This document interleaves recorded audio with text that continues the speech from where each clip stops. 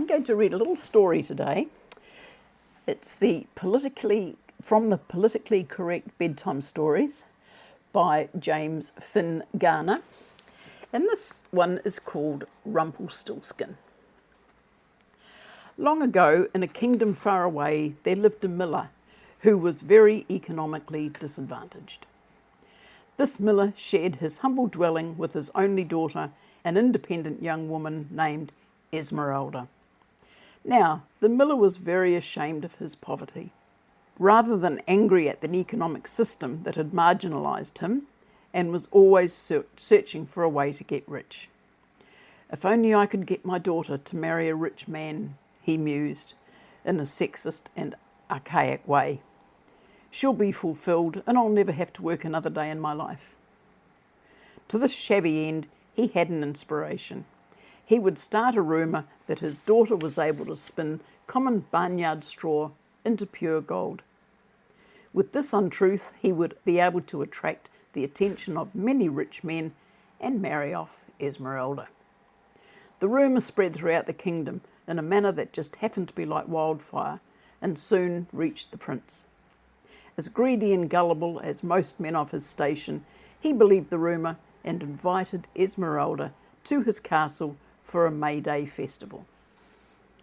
But when she arrived, he had her thrown into a dungeon filled with straw and ordered her to spin it into gold. Locked in the dungeon, fearing for her life, Esmeralda sat on the floor and wept. Never had the exploitativeness of the patriarchy been so apparent to her. As she cried, a diminutive man in a funny hat appeared in the dungeon. "Why are you crying, my dear?" he asked. Esmeralda was startled, but answered him, "The prince has ordered me to spin all this straw into gold." "But why are you crying?" he asked again. "Because it can't be done. What are you, specially abled or something?"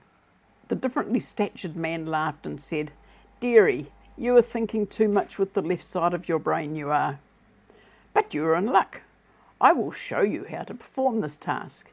Yes, but first you must promise to give me what I want in return." With no alternative, Esmeralda gave her assent. To turn the straw into gold, they took it to a nearby farmers' cooperative, where it was used to thatch an old roof. With a drier home, the farmers became healthier and more productive, and they brought forth a record harvest of wheat for local consumption. The children of the kingdom grew strong and tall and went to the cooperative school and gradually turned the kingdom into a model democracy with no economic or sexual injustice and low infant mortality rates. For his part, the prince was captured by an angry mob and stabbed to death with pitchforks outside the palace. As new investment money poured in from all over the world, the farmers remembered Esmeralda's generous gift of straw and rewarded her with numerous chests of gold. When all this was done, the diminutive man in the funny hat laughed and said, "That is how you turn straw into gold." Then his expression became menacing. "Now that I have done my work, you must fulfill your part of the bargain. You must give me your firstborn child." Esmeralda shot back at him. "I don't have to negotiate with anyone who would interfere with my reproductive rights." The virtually challenged man was taken aback by the conviction in her voice.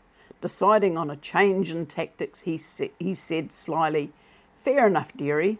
I'll let you out of the bargain if you can guess what my name is." "All right," said Esmeralda.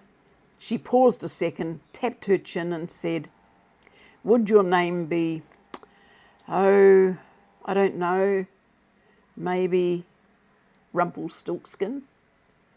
"Ah!" shrieked the man of a non-standard height. But how did you know?" She replied, "You are still wearing your name badge from the Little People's Empowerment Seminar." Rumpelstiltskin screamed in anger and stamped his foot, at which the earth cracked open and swallowed him up in a rush of smoke and sulphur. With her gold, Esmeralda moved to California to open up a birth control clinic where she showed other women how not to be enslaved by their reproductive systems, and lived to the end of her days as a fulfilled, dedicated single person. Thank you.